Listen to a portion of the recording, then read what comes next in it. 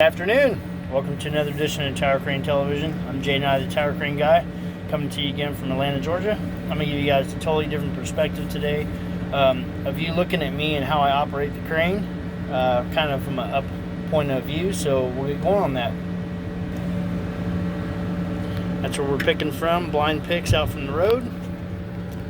Let me get you guys set up here and we'll get going.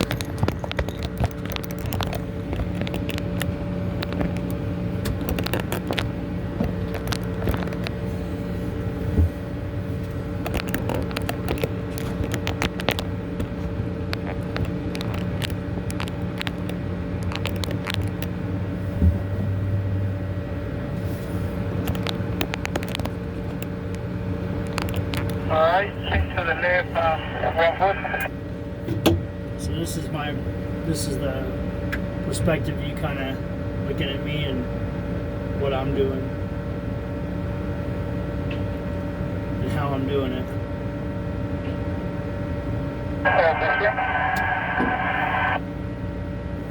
Alright, take the left. So as I cable up on my first gear, I'm watching for the lean on the tower. That's gonna fluctuate first, and then the weight will start picking up. Cable left, cable left, cable left.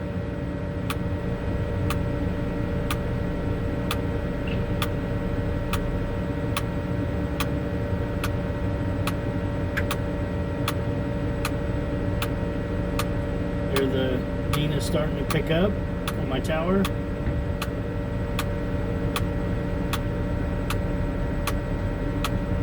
Cable left, cable left. We got 3,500 pounds, 46% lean on the tower. Alright, it's good. On the way up.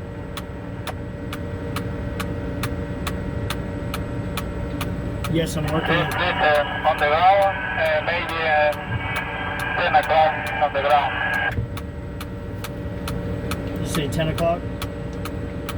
Yeah. Ahí te va, bicho, es un mando de plywood de 3/4. Nomás te queda madera abajo, chingón, para que no digas nada de las cadenas. Le metí 4 de mano. As soon as I can see the load past the building, then I'll start speeding up.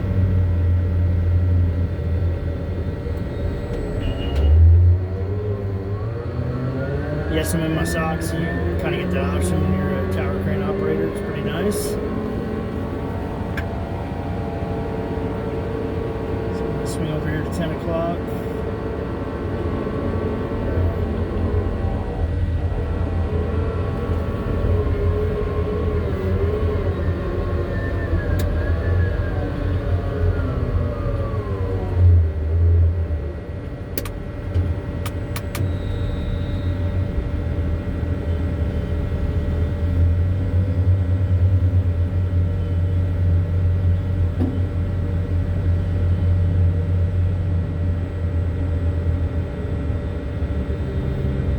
I'm actually going to put it right underneath of this. Here.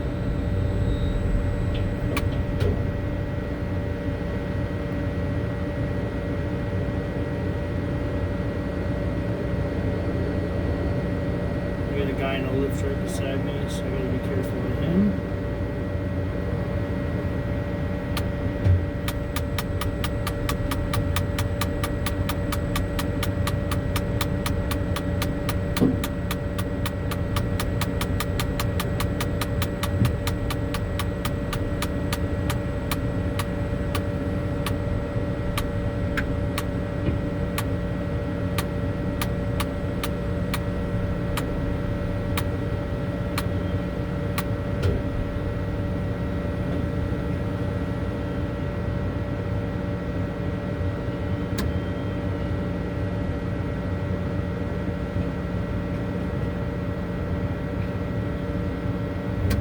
Set my brake so we don't swing out any or in.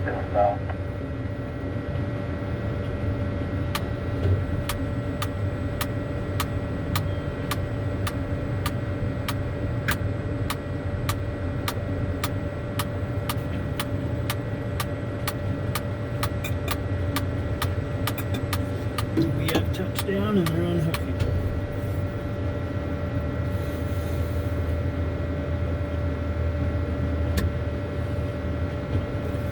swing back over here to the road and get another one. And you'll see how I do a three-dimensional swing as I trolley out. I'll cable up, trolley out, and swing at the same time. So that is what you call three-dimensional. Most job sites require the crane operator to be able to do three-dimensional picks.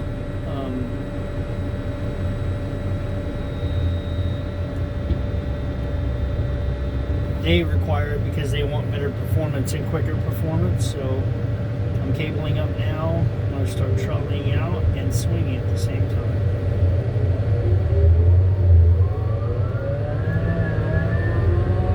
I'm cabling up a little bit high because we're clearing a building out there that you can't see.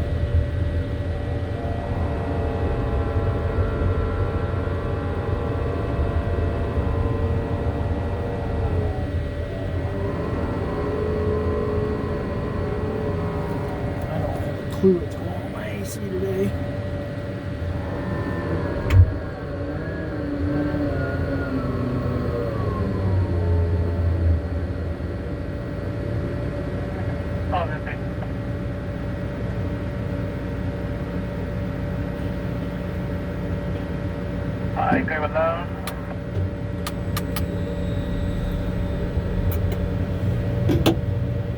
I have gears right here.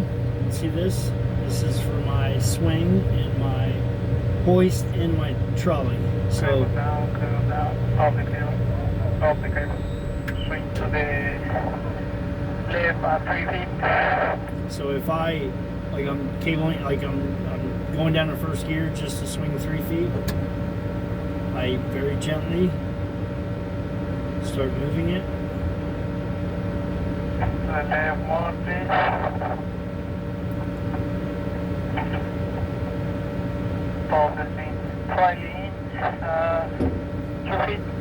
So sometimes if they say 3 feet, it's more like 6 feet.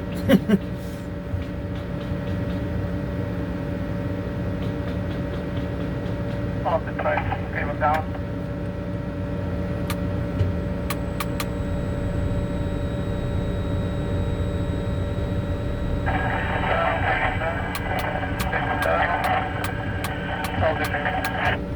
The clicking you're hearing is the same resolution you would hear in a Liebherr.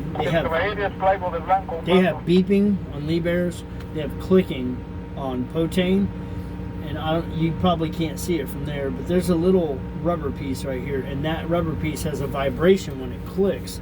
So it actually, you can feel it and you can hear the click letting you know that your hoist drum is turning. So it's just letting you know that everything is working. If that click ever doesn't work, then you have a problem on your hoist and it probably needs to be repaired.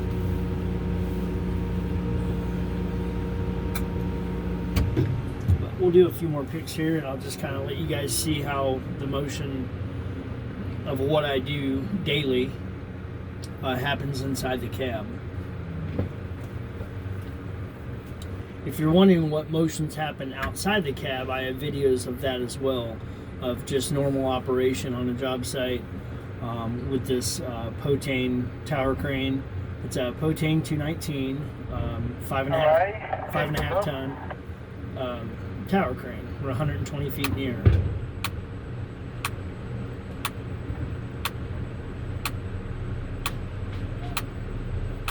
And again, I'm watching for the lean in the tower to take place first. It's starting to take place, and I'm starting to gain weight.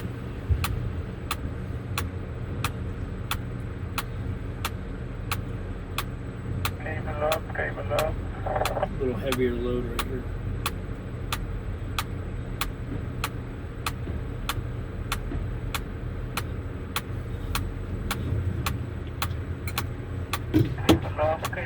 Alright, good. Other way up.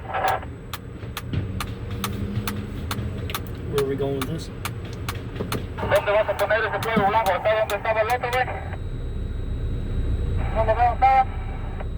Está pegado al bill de cuánto poniendo aire. Aquí le acomodé donde está el otro.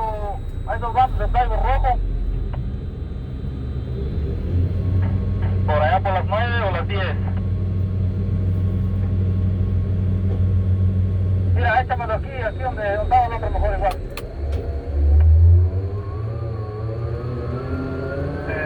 2 o'clock, please. Say 2 o'clock or 12 o'clock? ¿Dónde estaba el otro, dices? ¿El otro cuello blanco? Simón. A ver, pídele tú por ahí donde veas que está.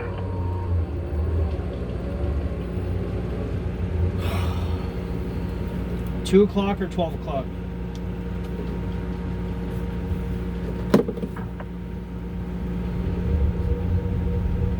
Dile cota. Ya la dio.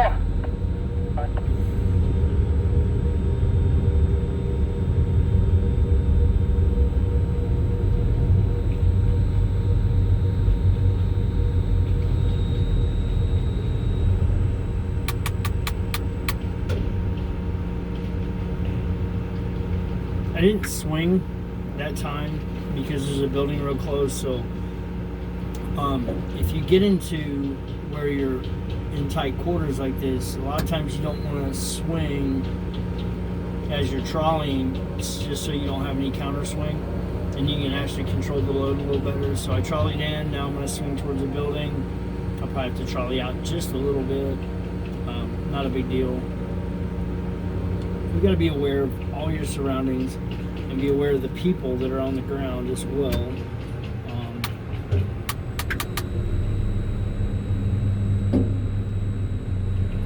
A lot of times, not a lot, but sometimes you'll want to swing a load out of your way just to avoid people.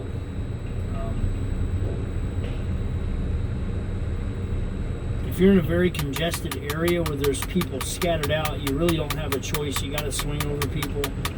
But by all means, if you have a chance to not swing over people, it's probably best practice not to do that. But that isn't always possible. So.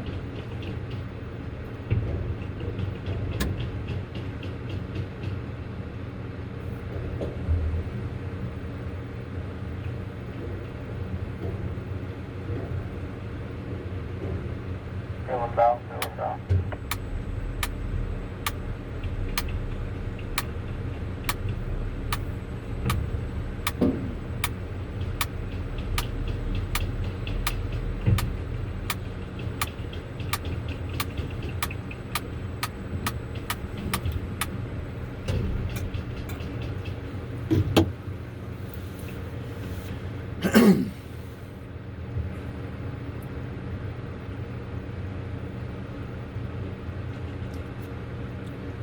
Finding out where your next set is after you pick is always crucial because it keeps you from having to overswing an area.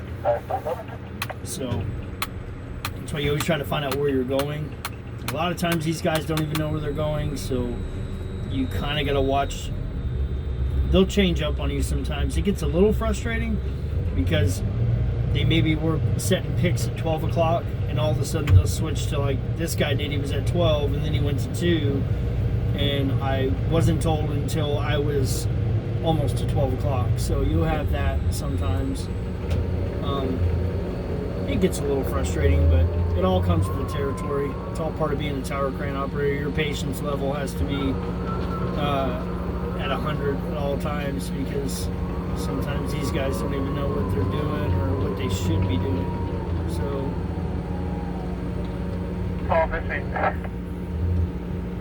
and again, I'm gonna set the brake. I'm gonna go ahead and trolley out. Trolley out to about 150 feet on the about 148 feet on the jib. That should be right at the road. So we're at 120 now. Slow her down just a little bit so there's no counter swing. On the right, swing to the right 2 feet. So I'll kick her down to first gear. I'm just barely going to touch this and let out of it. On the feet, cable down. I'm going to go ahead and set the brake. Go ahead and put it into 100%. my cable down. I'm watching my LMI again, so now I'm 50 feet down from the jib to the hook. When I get to about 96, I'll really start slowing down. So I start slowing down right about now, about 90. Then I'll start clicking it at 96, and bam. So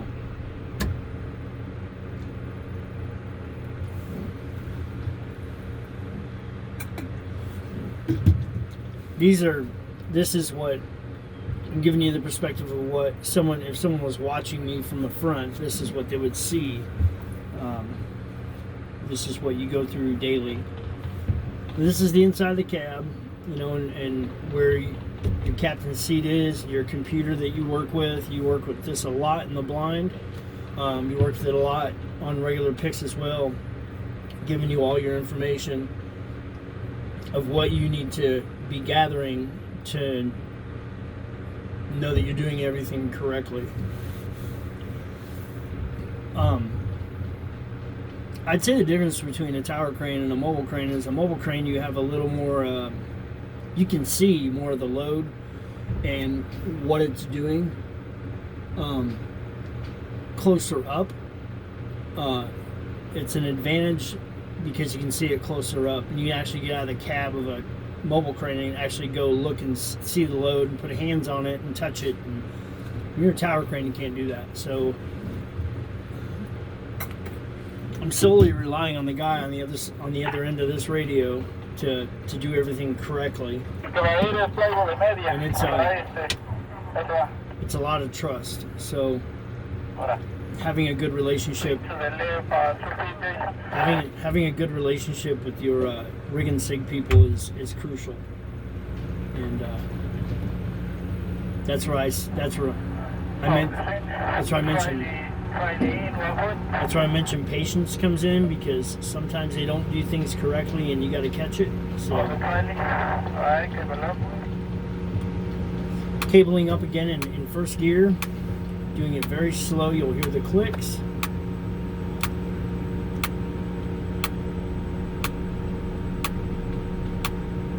Watching the LMI, I'm going to watch for the lean on my tower. I'm starting to get it. It's been gaining weight. We're at 3,000 pounds. We're at almost 4,000. We're at 3,700 pounds. We're at 48% lean on the tower.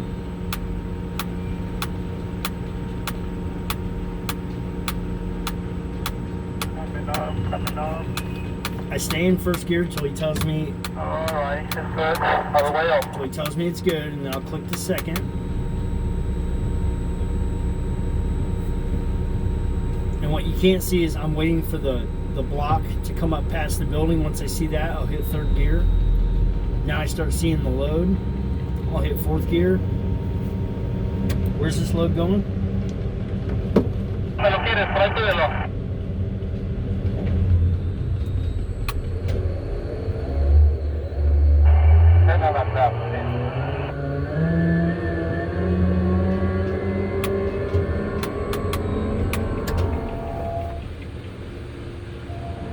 See on top of the trusses? No, asegurado, please, Jason.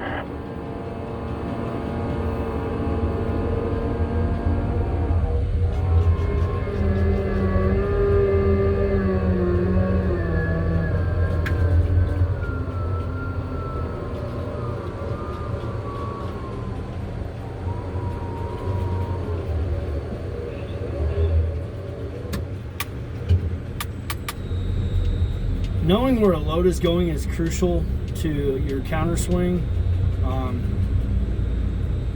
That's why you heard me radio to him, wanting to know where the load was going to go.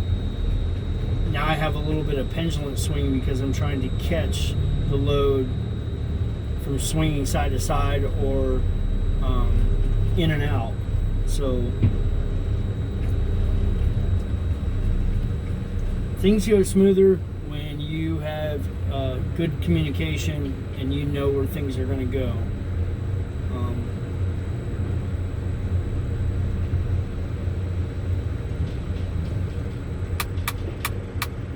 you don't know where a load is going, it can really make you look like you don't know what you're doing. Because you're trying to catch all kinds of counter swing, and it can make you overswing from a set point. So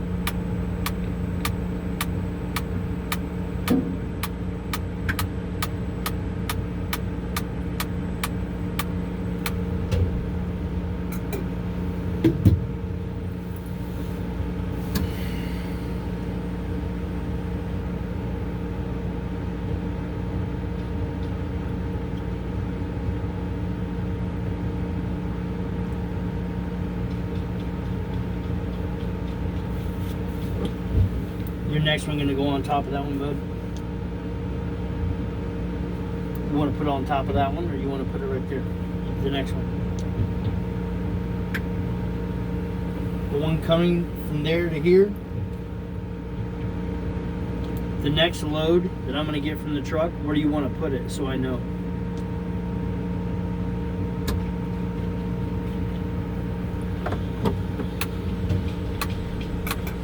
I'm trying to get some communication from them, but a lot of these guys speak broken,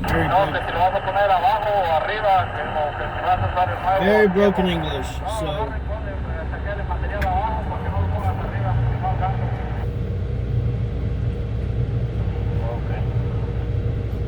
cabling up, I'm gonna start swinging out, and I'm trolling at the same time.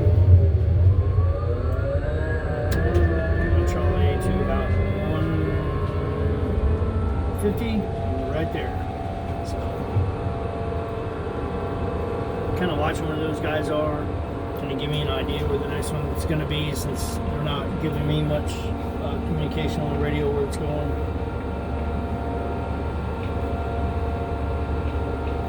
You see me start easing out of it. You'll hear the gears start to wind down. I'm easing out of it some more. I'm still at 100%. I'm easing out of it more. Now, he told me to hold the swing, so obviously we're at the back of the trailer now. I'm probably gonna have to go left. So I'm gonna gear it down.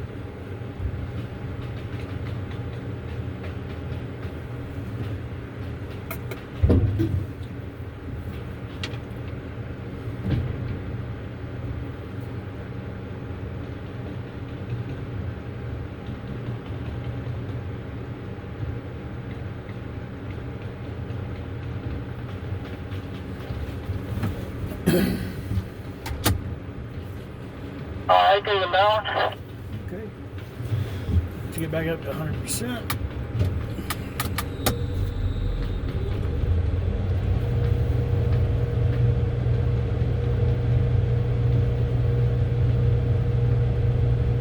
Cable down.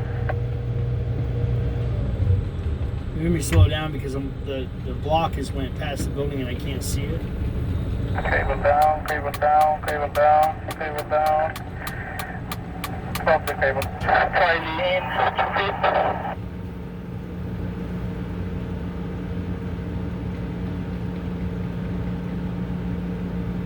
Try again, little more. On the try lean. Now when you see me pull that in all the way, it's because I'm in first gear.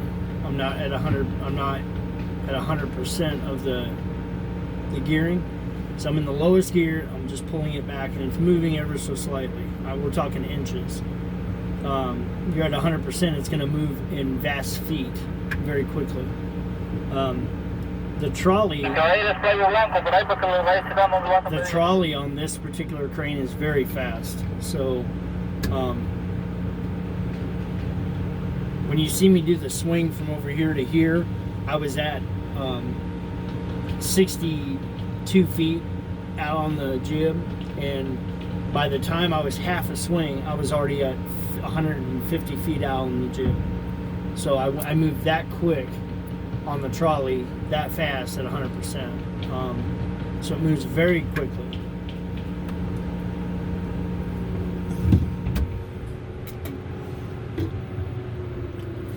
Definitely takes some getting used to using this type of crane.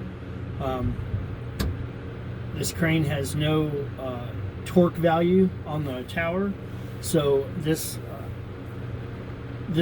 crane has several gears, and you'll hear it as I'm lightly letting out of the swing. You'll hear it gearing down.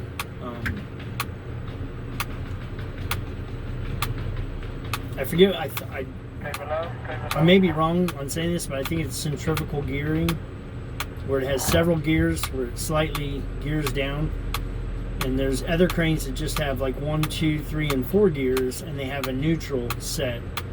And once they hit neutral, you can actually torque it back. This crane does not have that. This crane has several gears, and as you gently let out of the swing, it'll start downshifting. All on its own. And I can control the shifting from here as well, it being 4 gears. But there's no neutral set on this.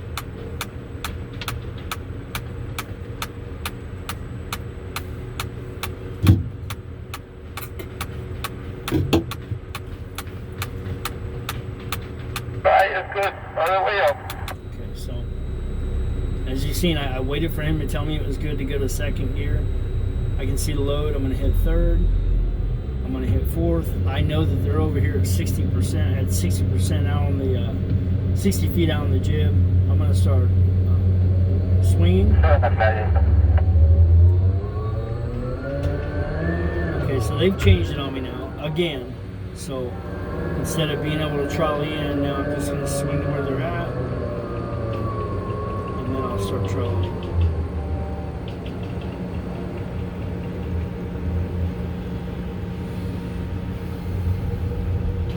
Start trolleying in here, cable down a little bit.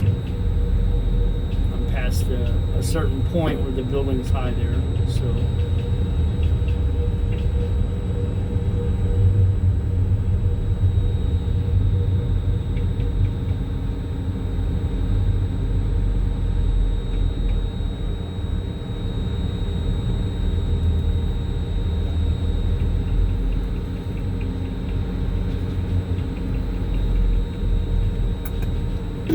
when you have when this is at 100%, you can trolley, like I said, trolley in really fast, so you can catch the counter swing very quickly compared to like first gear where it's just a crawl. It's like it literally is like a turtle crawl.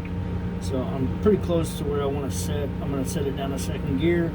I'm going to trolley out a little bit. I'm going to cable down to get it closer for them. And then I'll start adjusting my swing where it needs to be. Go down to first for that.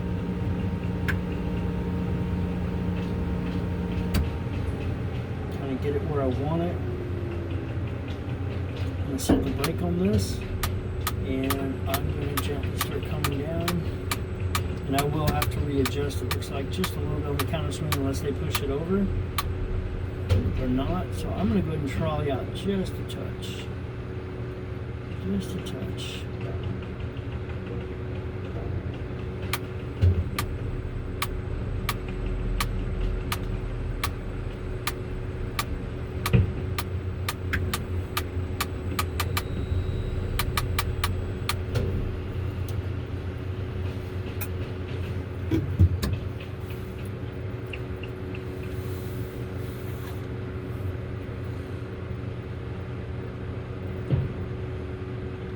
But there are some perks to being a tower crane operator. Like I said, I'm in my socks. I wear work boots up here, but that's it. The rest of it is house shoes. You see over here, or I'm in my socks. You don't have to wear a hard hat in a tower crane. You have a It's a controlled environment as far as heat and air conditioning. Most cranes, most companies will take care of you pretty well in that department. Most companies. There's some companies out there that won't, and they really don't care if you burn up or you freeze. So most companies take care of you pretty good. This one particularly does. And so again, we're at a short distance to my next swing to swing back to the road. So I'm just gonna get my swing where it needs to be, and then I'll trolley out. These are all decisions you want to be making when you swing, so you're not catching a bunch of counter swing with the block.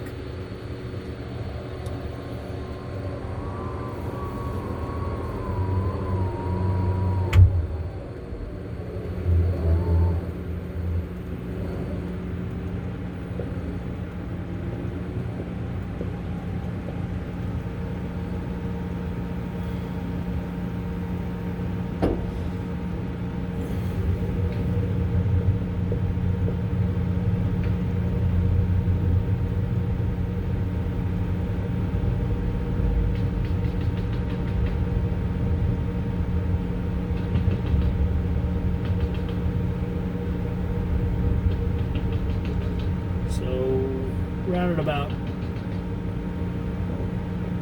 there's 148, 149. I'll just wait for them to call me on the radio. Now note, the block is still up pretty high towards the jib.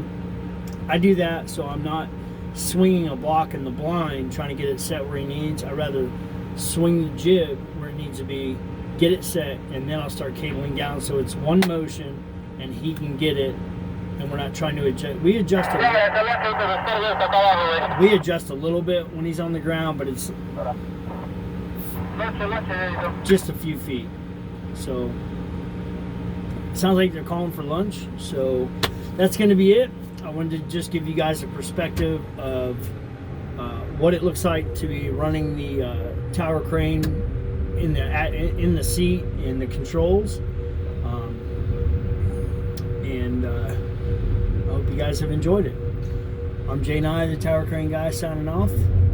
Remember, if it doesn't make dollars, it sure the hell doesn't make sense. Why are you doing it? You're only as good as your last pick, and I hope this was informative and educational to anybody trying to get into the tower crane business. And we're going to see you guys on the next